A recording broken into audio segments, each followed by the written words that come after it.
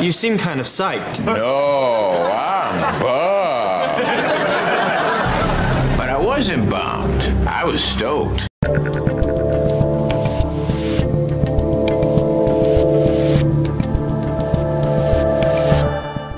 you doing over there? I'm Dave Rubin. This is the Rubin Report. It is January 29th, 2025. We are live streaming on Rumble, on YouTube, and on Locals. We have a post-game show, RubinReport.locals.com, immediately after the program. And before we get to it today, we have a jam-packed show with just Trump win after win after win after win. I'm really looking forward to this today. But real quick, as per yesterday, we had Governor DeSantis on. There's this big fight brewing in the Florida legislature. Basically, the Republican-led Florida legislature is trying to strip the deportation and immigration situation away from the governor who is the best governor in all of the land, who turned Florida from blue to purple to deep red. And they are trying to give deportation and immigration authority to the Commissioner of Agriculture. That's right. I mean, it sounds completely ridiculous, and that's exactly how ridiculous it is. Anyway, I yesterday had Governor DeSantis on to lay out his case about this fight. And then I tweeted to Daniel Perez, who's a Republican legislator here in Florida, asking him to come on to defend his position. And he DM'd me. His team said that he would do it.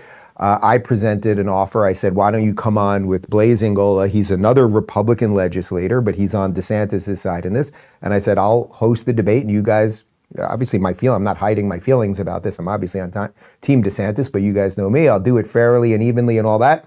Offered up the debate. Blaise said he'll do it anytime today. We just got a response from Daniel Perez's team. Basically sounds like they do not want to do any debate. They'll debate DeSantis, but nobody else, which this is kind of standard 101. Anyway, we're going to keep trying. I'll keep you posted with all that. And let's just dive right into it, because there's so many good things happening. This Trump effect, this Trump 2.0 situation, the fact that the government is becoming efficient and lean and mean real quick. It's pretty freaking spectacular. And I would say beyond the policy, it is also connected to an attitude shift. You can see this now. With all of Trump's appointees, the people around him, they're not backing down. They're not putting up with the BS or anything else. And I'll give you example 32A right here. Stephen Miller, who's one of the spokesmen for the Trump administration right now, he's also in charge of policy, I think. Can we get his exact title? What's his exact title?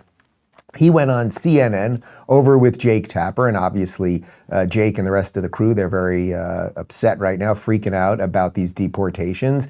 And just watch the tone of this interview and watch Stephen Miller just do an absolute masterclass. Jobs many Americans do not want to do. So how does President Trump make sure that the effort to deport people who are not in this country legally doesn't end up hurting Americans who want safe borders, absolutely, but also don't want to see even more higher prices in groceries? Well, I mean, I'm sure it's not your position, Jake, you're just asking the question, that we should supply America's food with exploitative illegal alien labor. I obviously don't think that's what you're implying. Only 1% of alien workers in the entire country work in agriculture. The top destination for illegal aliens are large cities like New York, like Los Angeles, and small industrial towns, of course, all across the heartland, as we've seen with the Biden floods. Mm-hmm. None of those illegal aliens are doing farm work. Those 30,000 illegal aliens that Joe Biden dumped into Springfield. I'm talking about the ones that are. But I'm explaining this. It's important to understand. No, you're kind of changing the subject. I mean, I'm talking about the ones. I will give me 30 minutes. I'll go as deep as you want on this. I'm explaining to you and your audience. I don't have a third. I'm talking about the ones that work in the agriculture industry. I'm explaining you can come back to you and we your can talk about the ones in the cities. I swear. I'll do the whole answer. The illegal aliens that Joe Biden brought into our country are not full stop doing farm work. They are not. The illegal aliens he brought in from Venezuela, from Haiti, from Nicaragua, they are not doing farm work. They are in our cities collecting welfare. As for the farmers, there is a guest worker program that President Trump supports. Over time as well, we will transition into automation, so we'll never have to have this conversation ever again. But there's no universe in which this nation is going to allow the previous president to flood our nation with millions and millions of illegal aliens who just get to stay here. And we are especially not going to allow a subset of those illegal aliens to rape and murder our citizens. So we are going to unapologetically enforce our immigration laws, and as I'm sure you will celebrate, we are going to unleash the power and might of the U.S. government to eradicate the presence of transnational threats on our soil. It's kind of funny if you're just watching Jake's body language and the shiftiness and he looks kind of sad. It's like, look, I don't even know what Jake Tapper's true political opinions are, right? Because they all pretend to be bipartisan while they're highly partisan. Like, he's obviously a Democrat and would never do that type of questioning with a Democrat, right? But you can see he's going, man, I'm going to have to deal with this crap for 4 years, because Stephen Miller, who, by the way, is Trump's deputy chief of staff, want to get that title right, he's communicating this all absolutely properly and clearly and not taking the bait or any of the BS.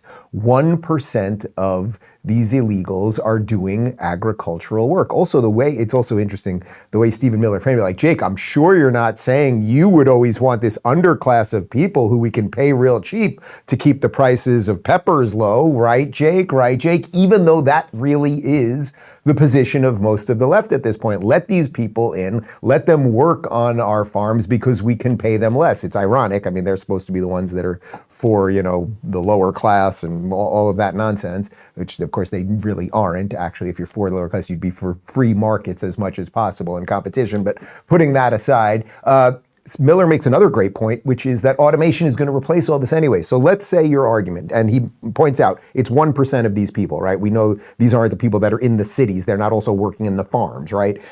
But automation, so you bring in all these people, let's say they're all working on the farms, and let's just say they're all great people, and they're not criminals, and they're not rapists and child molesters. Let's say they're all fantastic, and it's 20%, not even 1%. I'm gonna do the best version of all of this, right? A ton of people are here, they're good law-abiding citizens, working in our farms. That all sounds great. Well, guys, AI is here, drones are coming, automation is here, robots are here. Those jobs will all be automated. It will be one computer, one guy on an iPad running, standing. He won't even have to be in the field. He could probably be in another state controlling all of the robots that are taking the oranges down and opening the bananas and everything else.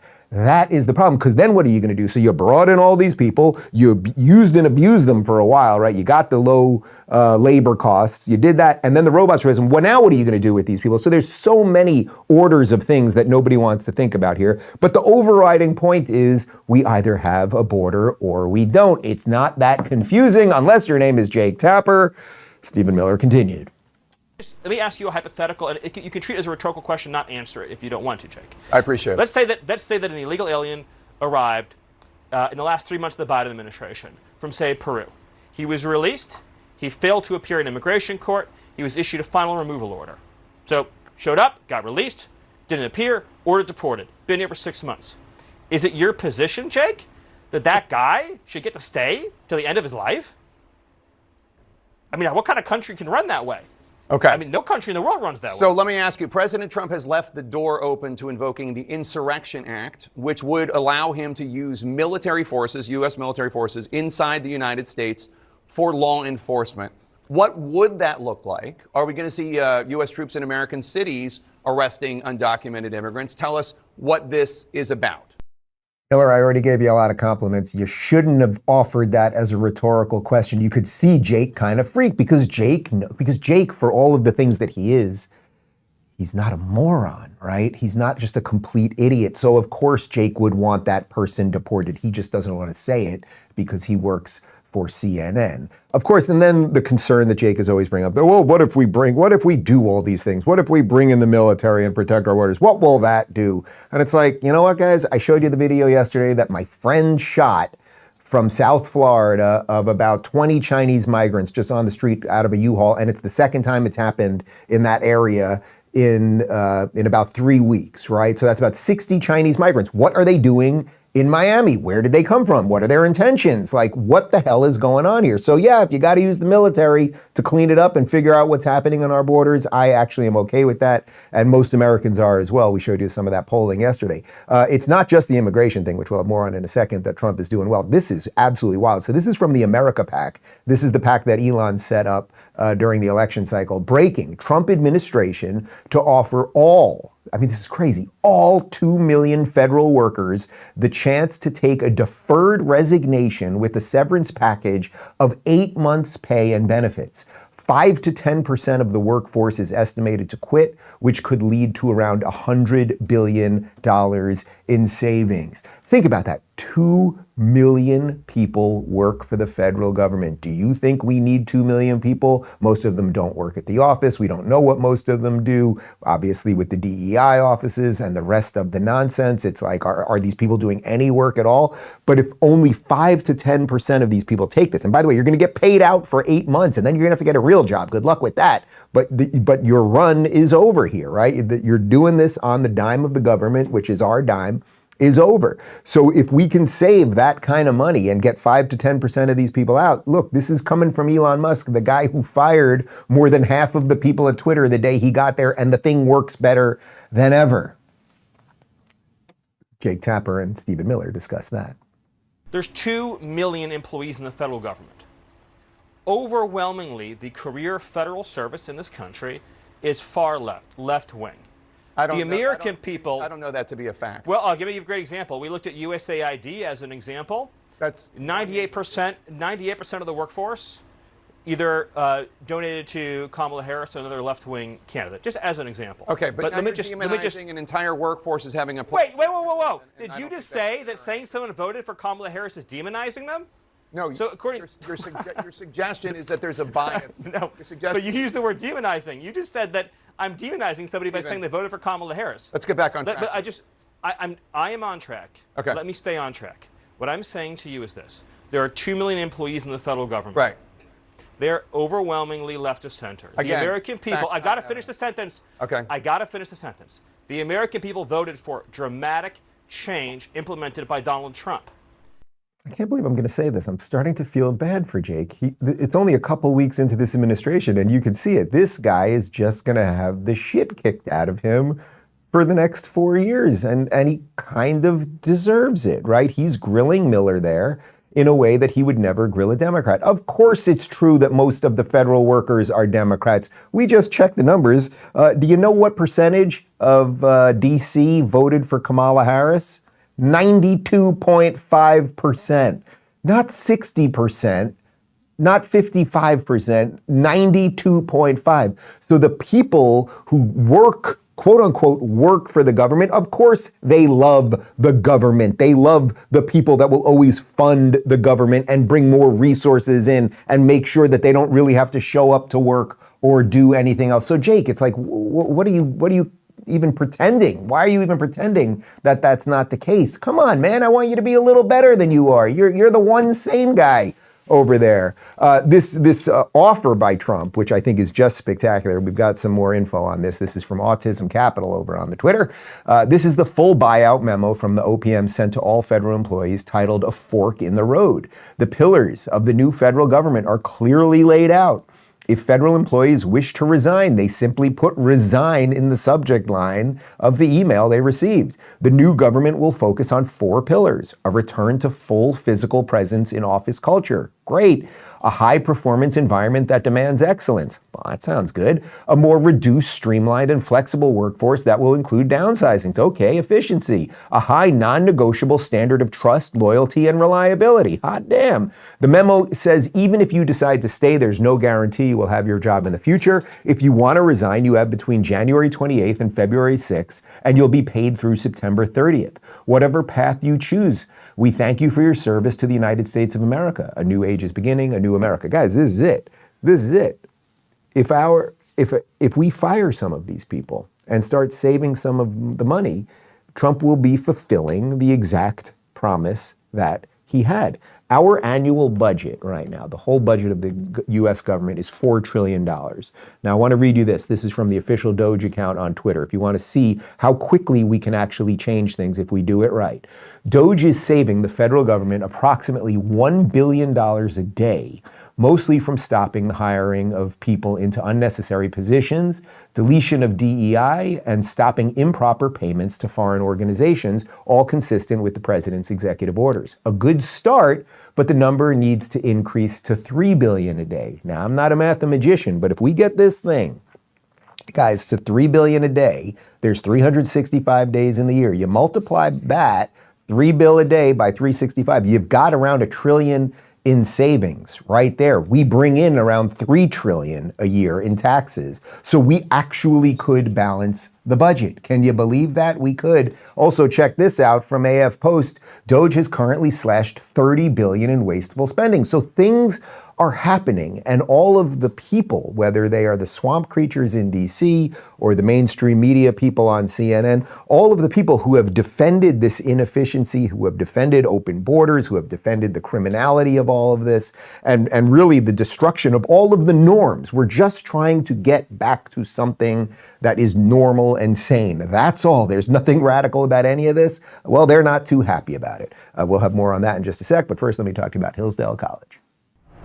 Start the new year by learning something new. One of my favorite traditions is setting New Year's resolutions. It's a chance to start fresh, set meaningful goals, and tackle exciting challenges. This year, I encourage you to resolve to learn something new, and Hillsdale College makes it easier than ever. Hillsdale College is offering over 40 free online courses. Yes, you read that right. More than 40 courses absolutely free. I'm currently taking Constitution 101, the meaning and history of the Constitution, Hillsdale's most popular course. Over 12 lectures, you'll learn about the political theory of the American founding and how it's been challenged throughout history. You'll hear directly from Hillsdale's president, Larry Arnn, and their expert faculty on topics like the Declaration of Independence, the Civil War, the progressive rejection of the founding, and modern liberalism. The best part, the course is self-paced, so you can start whenever and wherever it fits your schedule.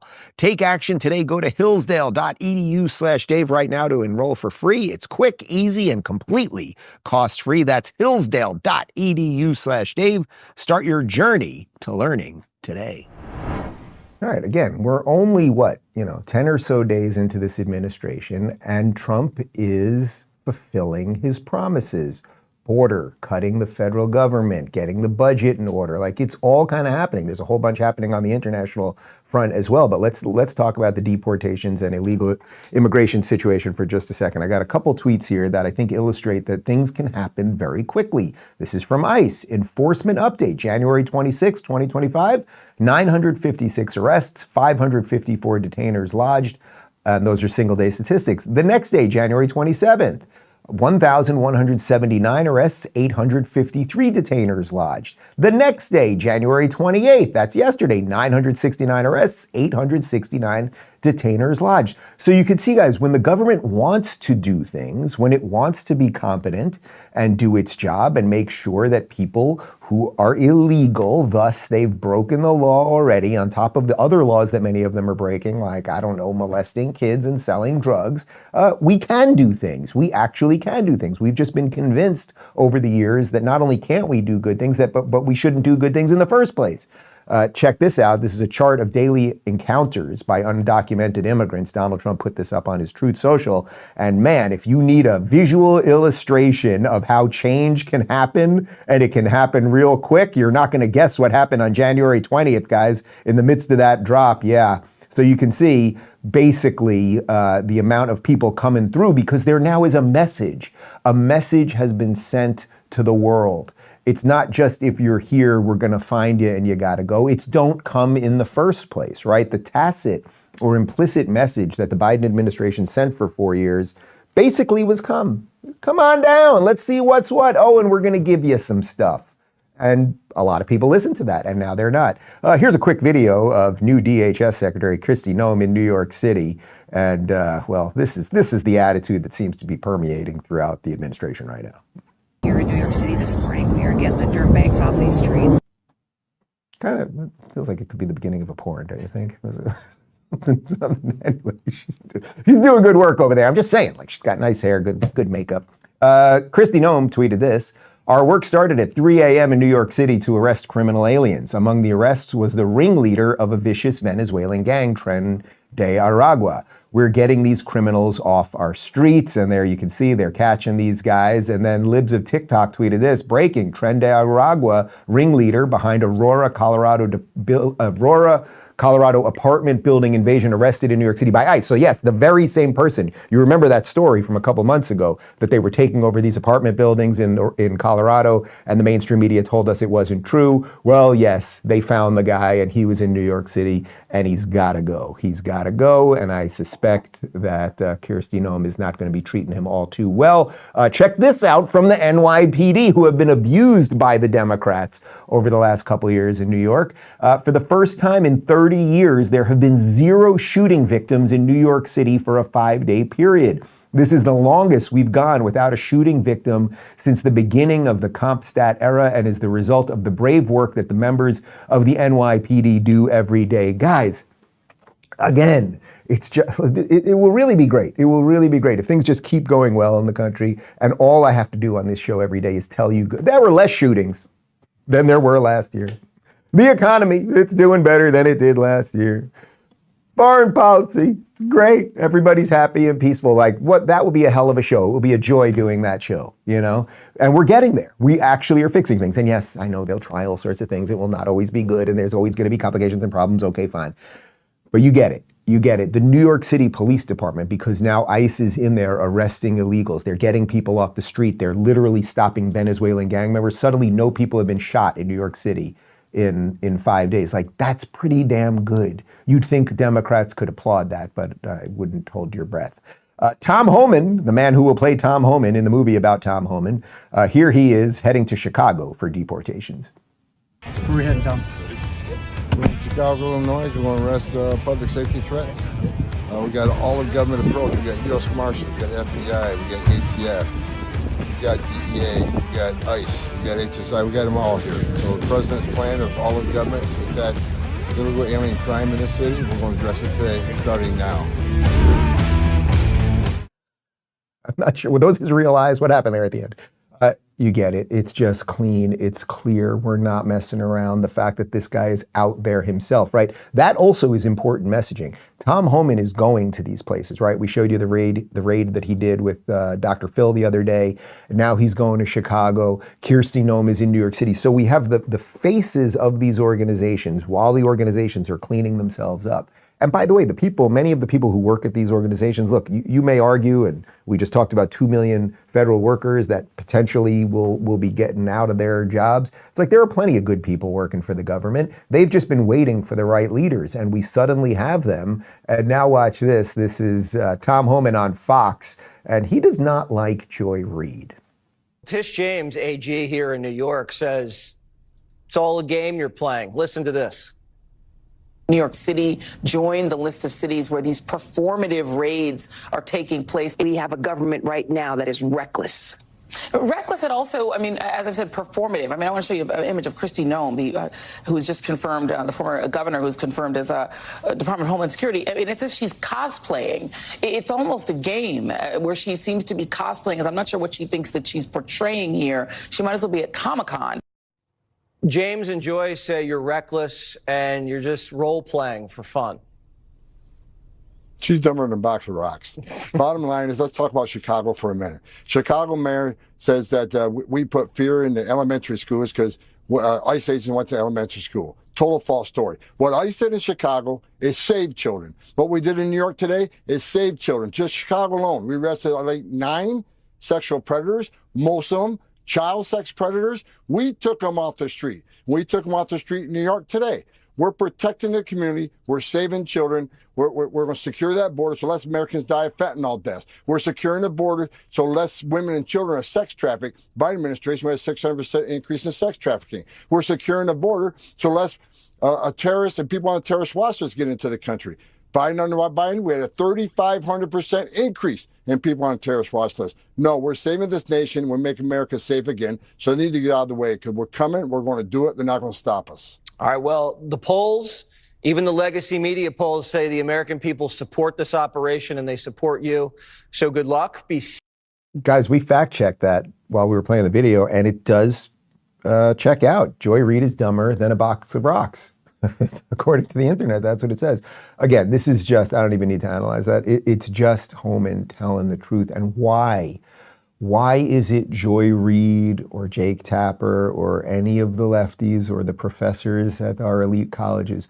why do they seemingly not care about our kids, right? You don't want our kids to be molested, do you, or sexually assaulted? Why don't you care about our women who are being raped? Or why don't you care about just the average person who lives in New York City or Chicago and because of the general criminality and gun violence and all of this stuff doesn't go out on the street at night? Or why so many people who I know that live in New York City just don't take the subway anymore. You guys don't seem to be concerned about any of that, but you're very concerned that somehow mean Tom Homan is going to get the child sex trafficker out of the apartment in the residential area of Chicago.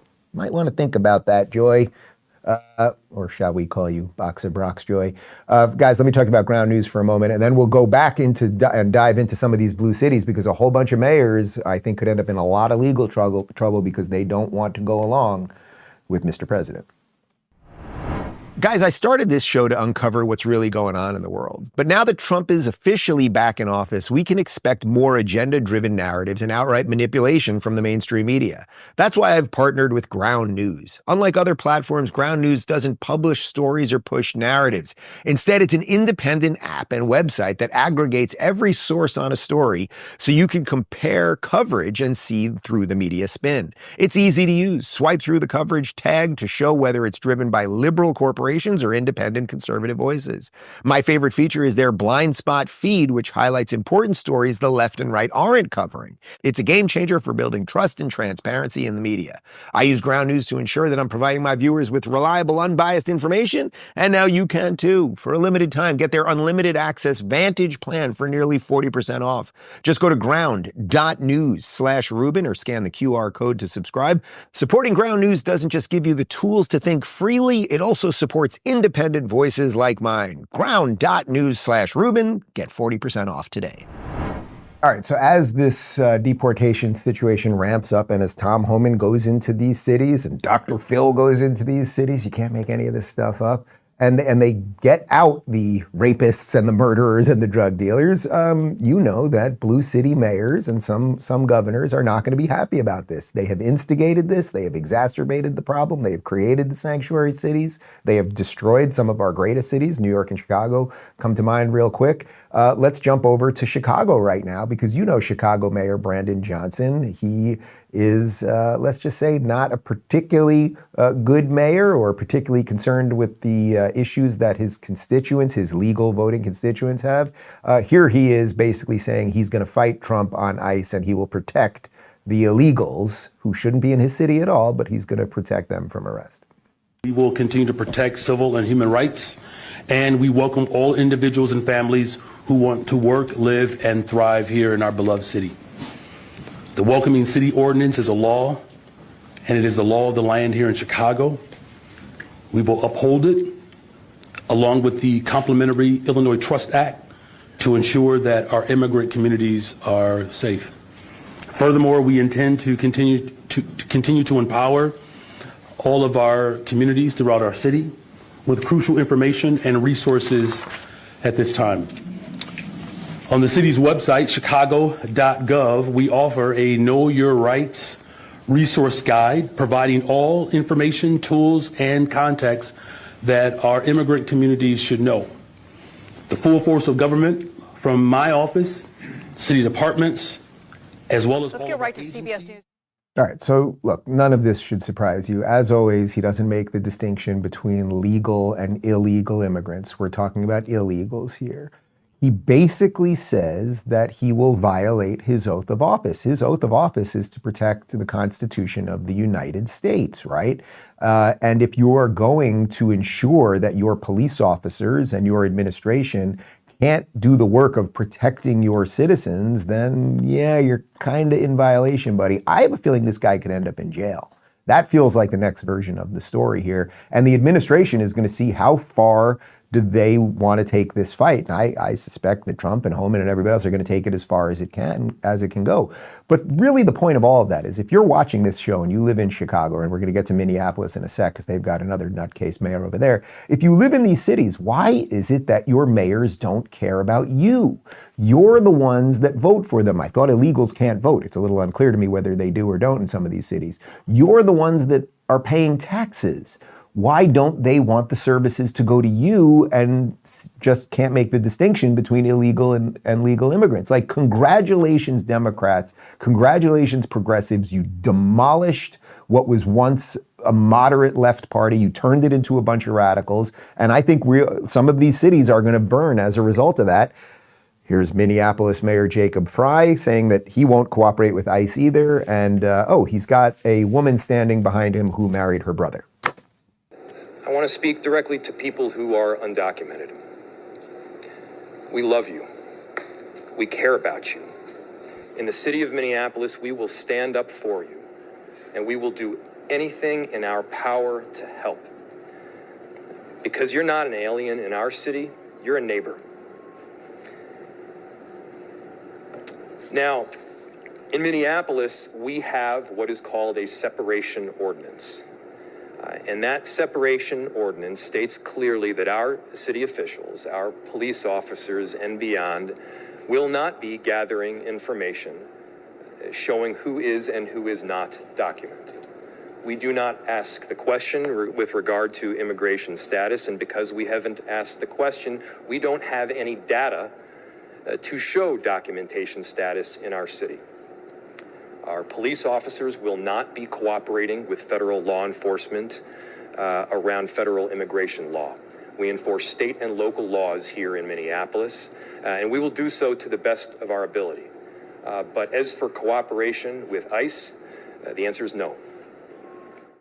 All right, Jacob Frey, I would say, as I would say to anyone who lives in Minneapolis right now, good luck with all of that. You voted for that guy, and now he is in direct conflict with the federal government. By the way, guys, as you know, I'm a states' rights guy. I want the states to do as much as possible. I want most of the laws and regulations, let's say, around my life and my businesses and infrastructure and everything else, I want that to come from Florida. You want as much to come from your village or your city, your town first, then you work it up to the state, and then the federal government is only supposed to do a few things. However, Jacob, if I have to do a little civics 101 with you, one of the things that the federal government is actually supposed to do is protect our borders. So if people come in illegally, right, which we're shutting down right now, but if they got there illegally through the Democrats that just spent 4 years wrecking the border, now they're in your city, I'm pretty sure that it is incumbent on you and legally binding that you abide by the laws of the federal government. So there will be some legal battles with all this. But again,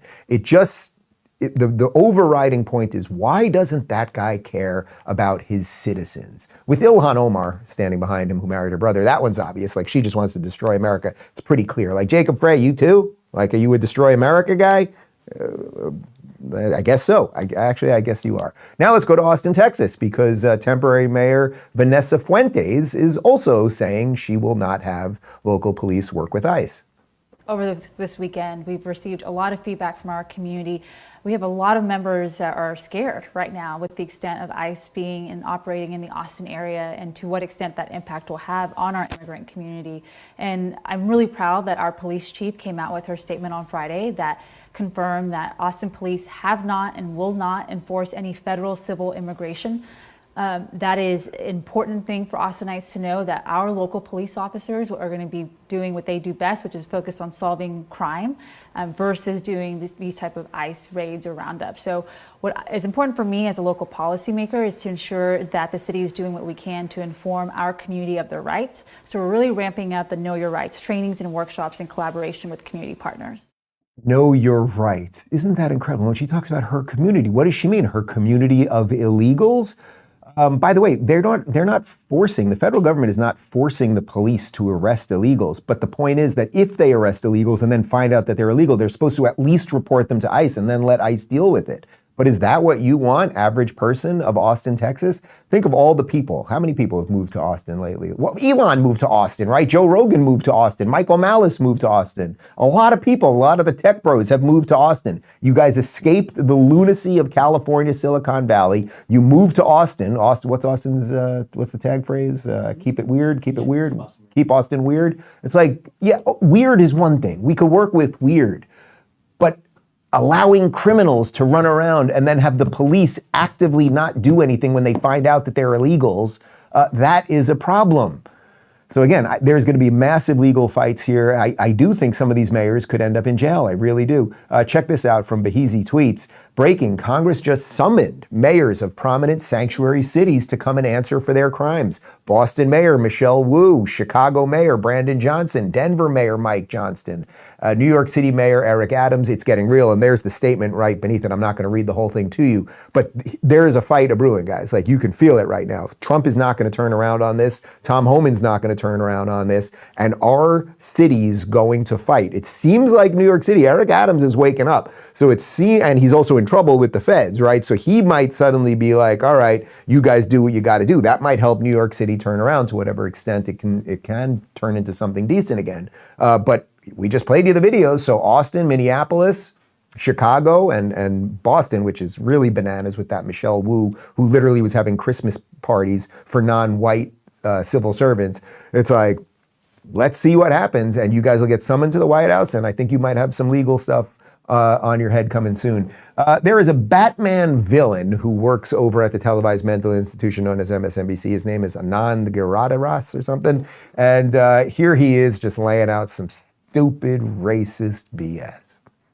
Look, I think there's always this gap between what they say they're going to do and what they do. And that is because what Donald Trump is interested in is using genuine public concerns that are out there and weaponizing them to then do, much more sweeping things for which there is no mandate, right? So in this example, is there I was on with you last week when we were talking about polling that shows there is support in the country for deporting undocumented people with criminal records. There is support for that. So Donald Trump will talk about that and then kind of run on that. And then, as you're seeing in the reporting just now, what they actually do behind the scenes, they trust will not really get out. And it is part of a different agenda they have, which is really to make America white again, which is part of their attack on everything from birthright citizenship to any number of programs, aid, freezing various forms of aid that real people depend on. They have an agenda to make it harder for regular people to live in this country, for immigrants to have to live in worry about whether they have their papers. We are going to become a kind of check your papers society in the blink of an eye. And there's no mandate for that. But that is what folks like Stephen Miller and Steve Bannon and others around the president actually want. They want to change the very fabric of this country, something for which there is not that same mandate. You know my line about the mirror? Yeah, dude, it's just get a mirror. You seem to want endless immigration to come here because you don't seem to like white people. Do you honestly, think how dumb this is? So low resolution, boring thinking at this point. Do you honestly believe that Donald Trump and Stephen Miller and Tom Homan and all of these guys and Kirsty Noem, they're all sitting around going, let's get all the brown people and get them out of here? That has nothing to do with ending the endless swarm of people who are coming in here. Again, he can't make the distinction between legal and illegal. And it's just like, people are over this. People are over this. They don't buy this nonsense anymore. And implying that it's something to do with white supremacy or the rest of it. And the anchor baby thing, it was never intended that you could just be illegal, get here, have a baby, and congratulations, now your baby's a citizen of the United States, right? It's all BS. Fortunately, more and more people are tuning out of it. And now I do have to warn you. Can we put up some kind of warning? We don't have a warning today. We can't get the warning. The warning button is not working, apparently. We're going to show you a clip of The View. It's Sunny Hostin, and she's an idiot. But 87% support deporting criminal undocumented migrants. Yes, I don't know anybody in the world. I don't know anybody in the world who wants to keep the criminals. I don't know anybody. That's where we should be focused. Can I say something? Because, we keep on talking about criminals and immigrants being criminals. And I just want people to understand what the facts are and the stats are, is that undocumented immigrants are much less likely to have committed crimes than American citizens. American citizens commit more crimes than anyone who is undocumented. I also want to make the point that an undocumented immigrant is not a criminal because he or she is undocumented. That is a civil offense. So to call people illegal is, in and of itself, I think, xenophobic and racist. And I do. And incorrect. I just realized I'm xenophobic and racist. Just of Sonny Hostin, though. For one person, I have a xenophobia of you, an irrational fear of you, and I'm a little racist. Just towards you, lady. Look, it's so stupid. It's so stupid. First off, the morons, the clapping seals, regular law-abiding Americans commit more crimes than illegals. It's like, yay. What are you applauding for? It's so great. Regular Americans do more crime than illegals. That's not an argument for illegals. It's just so, and I genuinely don't care. And by the way, nobody cares about that argument, whether illegals, whether it's civil or criminal. It's just nonsense. If I was on vacation in Portugal, and then I just decided to stay in Portugal forever, Portugal would consider me a criminal. Freaking Portuguese. Guys, let's talk about Morning Kick for just a moment, and then we're going to take you to the White House press secretary, Karoline Leavitt, who had her first day yesterday, and oh my Lord. Have you ever wondered what happened to the legendary Chuck Norris? I recently saw a video he made, and I was shocked that even in his 80s, he's still kicking butt, working out, and staying active.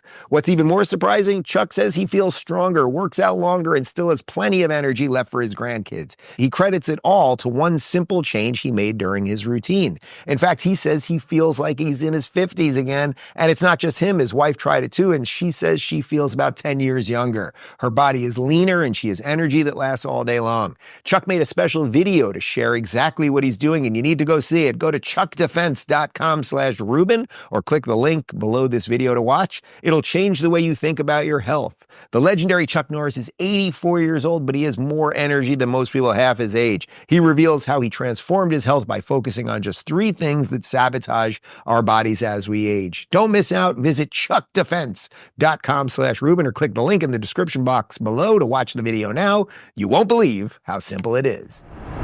All right, so Karoline Leavitt is the new White House press secretary. Some of our previous White House secretaries include Jen Psaki and Karine Jean-Pierre. They're not going to be remembered kindly, I don't think, but Karoline Leavitt, this chick is ready for the gig. Here are some highlights from yesterday. Good afternoon, everybody. How are we? Good to see all of you. It's an honor to be here with all of you. A lot of familiar faces in the room, a lot of new faces. And President Trump is back, and the golden age of America has most definitely begun. Caroline, on immigration. Of the 3,500 arrests ICE has made so far since President Trump came back into office, can you just tell us the numbers? How many have a criminal record versus those who are just in the country illegally? All of them, because they illegally broke our nation's laws, and therefore they are criminals as far as this administration goes. I know the last administration didn't see it that way, so it's a big culture shift in our nation to view someone who breaks our immigration laws as a criminal, but that's exactly what they are. You made a point of the worst first. They all have a criminal record? And welcome to the Reid. If they broke our nation's laws, yes. They are criminal, yes. Thank you. The president has said countless times on the campaign trail, I've been with him at the rallies, I know you've been there covering them too, Peter, that he is focused on launching the largest mass deportation operation in American history of illegal criminals. And if you are an individual, a foreign national, who illegally enters the United States of America, you are, by definition, a criminal. And so therefore, you are subject to deportation. All right, so I know Sonny Hostin won't be happy about that with the argument between civil and criminal or whatever, but the point is, of course, everything she said there is right. I wonder how long she's going to be able to do the job with the smile on her face, right? Because that's kind of great. It's a little bit of that Southern thing, like which she's like insulting you and smiling at you at the exact same time. I don't even know where she's from, but that strikes me as like a Southern thing. Like they're like, are they going to do anything about illegals? And she's like, yes, well, illegals are criminals. You know what I'm saying. This is what we've needed. Again, we've needed people that not only can do the jobs, right? So now we've got Homan actually doing the deportations, but then we also needed people that could communicate the ideas. And this is clearly somebody who is ready for this job, and she's communicating it properly. And if you are criminal, if you came here illegally, first off, you have broke the law. That's just number one. Now, most people right now are not talking about kicking out every illegal. That's not what most people are talking about. Most people are talking about right now, and you can hear this repeatedly in terms of what she just said there, but also in terms of what Homan and Trump are saying, is let's get the hardcore criminals out first. Like that's where people are getting a little lost in this. We're getting drug dealers and rapists and sexual predators and that sort of thing immediately, right? They're not going for your housekeeper right now. Now we're going to have some serious discussions about some of that stuff. We absolutely are going to have those discussions because if people broke the law, they did break the law. But what do you do with people that have been here, that have been peaceful and law-abiding and everything else? There's going to be some discussions about that. But right now we're cleaning up the trash part of this, and then we'll deal with the rest of it. Anyway, she continued with more of just the general lunacy that the previous administration was doing. Just during this pause, DOJ and OMB have actually found that there was $37 million that was about to go out the door to the World Health Organization, which is an organization, as you all know, that President Trump, with the swipe of his pen in that executive order, is no longer wants the United States to be a part of. So that wouldn't be in line with the president's agenda. DOJ and OMB also found that there was about to be 50 million taxpayer dollars that went out the door to fund condoms in Gaza. That is a preposterous waste of taxpayer money. So that's what this pause is focused on, being good stewards of tax dollars. After research and study, the drones that were flying over New Jersey in large numbers were authorized to be flown by the FAA for research and various other reasons. Many of these drones were also hobbyists, recreational, and private individuals that enjoy flying drones. In time, it got worse due to curiosity. This was not the enemy. We're also opening up this briefing room to new media voices who produce news-related content and whose outlet is not already represented by one of the seats in this room.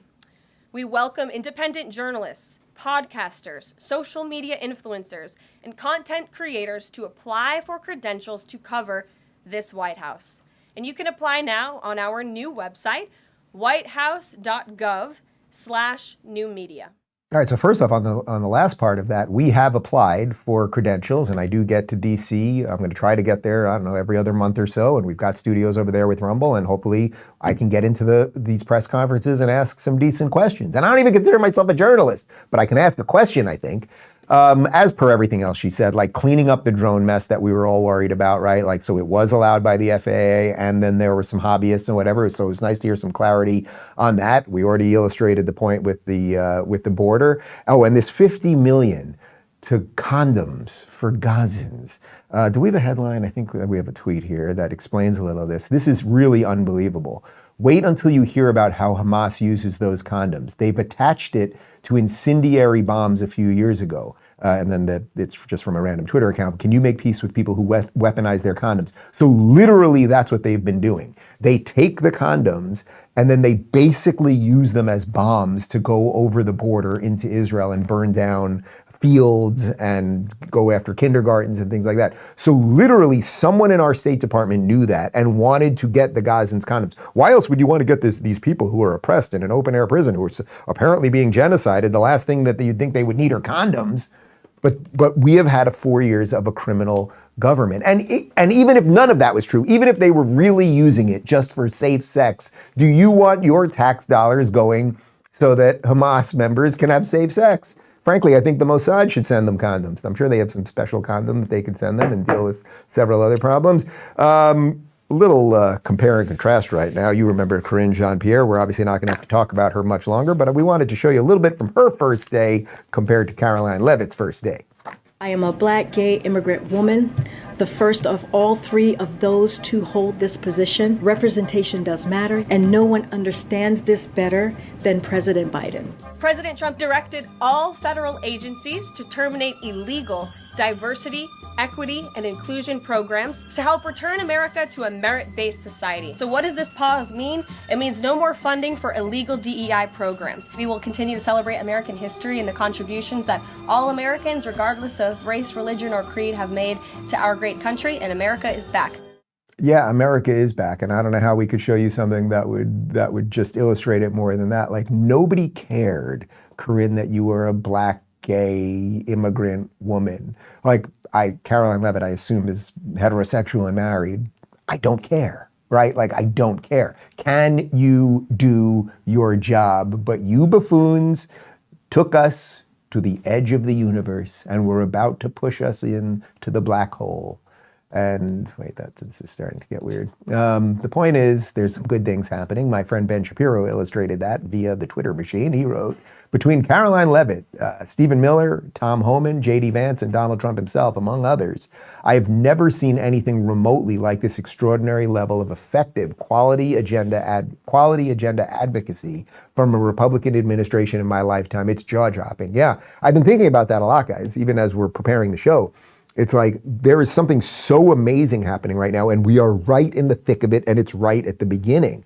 Like, if we do this right, years from now, we're going to all look back on the 8 years of crazy progressive lunacy and woke crap and Biden dementia and COVID and all. We're going to look back on it, and it'll feel like a dream. I guess a little bit more like a nightmare, but it'll be like, oh, that thing happened. Remember when things were freaking crazy? But we won't have to dwell on it that much anymore, because we'll be like, oh, the golden age is here, and look, we're going to Mars and a whole bunch of other cool stuff. My friend Clay Travis kind of reiterated what Ben said. He wrote this: we've never had a better 8 days of presidential actions in any of our lives. Simply incredible, all of the common sense decisions Trump is taking. You can't get a tattoo under 18 in most states. Why in the world should you be able to chop your private parts off? And what he is referring to there is a Donald Trump executive action from yesterday. That's it. That's right. We're going to stop chemically castrating kids. Today, it was my great honor to sign an executive order banning the chemical castration and medical mutilation of innocent children in the United States of America. Our nation will no longer fund, sponsor, promote, assist, or support so-called gender-affirming care, which has already ruined far too many previous lives. My order directs agencies to use every available means to cut off federal financial participation in institutions which seek to provide these barbaric medical procedures that should have never been allowed to take place. So guys, this is great. This is great. We are going to stop chemically castrating children. That is good. Now, I want to make a distinction here, because it's worth noting, because a certain set of people will always go crazy about these things. This is not anti-trans or based in bigotry. If you are 18 years old and you grew up as a girl, but you have felt like a boy your entire life, or whatever it is, and you at 18 years old now, you are an adult, you wish to do whatever you want to your body, dress whichever way you want, all of that stuff, you can do it. The order is about children. There is no right that they took away from trans people. This is about protecting children. I don't think you will get that level of nuanced conversation on this on MSNBC, but you don't watch MSNBC, so you'll be all right. We've got this from the Post-Millennial. President Trump issued an official request to Elon Musk asking SpaceX to rescue 2 stranded astronauts. So this is wild, and this story has largely fallen under the radar, but let me read the post here from Donald Trump. I have just asked Elon Musk and SpaceX to go get the 2 brave astronauts who've been virtually abandoned in space by the Biden administration. They have been waiting for many months on the space station, the International Space Station. Elon will soon be on his way, and hopefully all will be safe. Good luck, Elon. So this is actually crazy. So we just pulled this up right before the show. So why are astronauts stuck in space? I'm just going to read this to you. This is super interesting, and I don't know why more people aren't talking about it. Here's how the Boeing Starliner crew ended up on the space station for months. 2 NASA astronauts who flew up to the International Space Station in a Boeing Starliner capsule for a round trip that was supposed to last just over a week will be stuck in space for closer to a year before they can come home. Williams and Wilmore blasted off to the space station in June. Their mission was supposed to take between 8 and 10 days, but helium leaks in the capsule's propulsion system and degraded thrusters, which are important for re-entry, upended plans to bring the astronauts back to Earth. On Tuesday, December 17th, NASA announced Williams and Wilmore would return to Earth after the agency's new SpaceX crew arrives at the space station. That won't happen until late March at the earliest, so NASA and SpaceX can have more time to finish a new Dragon spacecraft for the mission, NASA said. So basically, we trapped 2 astronauts up there that were supposed to be up there for a week to 10 days, and now we're going to get Elon to go save them. I mean, this is the guy you guys hate. He's literally making life interplanetary. He's saving astronauts. He's defending free speech, and he's saving you, even the people that hate him, that are pretending he's a Nazi and everything else. He's saving you money right now, because through Doge, we already illustrated, right? $1 billion a day. They think they can get that to $3 billion. That would be $1 trillion in savings a year. And then bang, we have a balanced budget. And then what could we do from there? Our final video, in case we haven't inspired you enough, right, guys? Like, things are working, they're going, they're clicking, it's good, feel it, masticate it, wrap yourself around it like velour. Here's a bit more of some of the good stuff. What will we do with this moment? How will we be remembered? Look at the opportunities before us. This election really isn't about the left versus the right. It's about we the people choosing our government and the choice between freedom versus tyranny.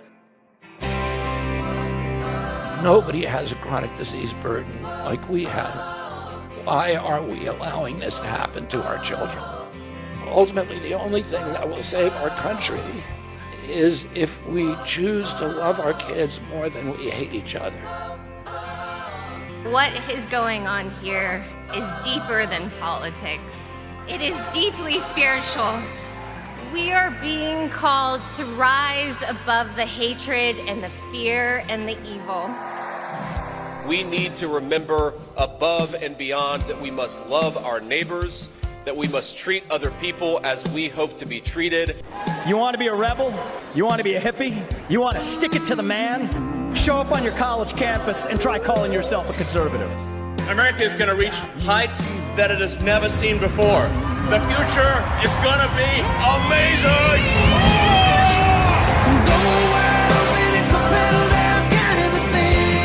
Don't you want healthy children?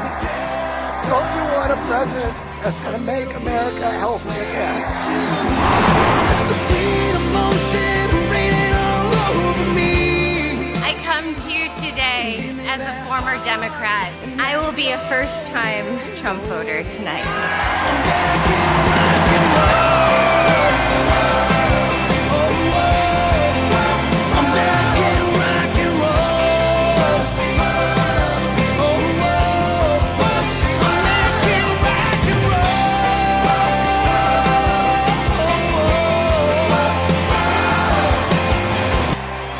The people dreamed this country, and it's the people who are making America great again.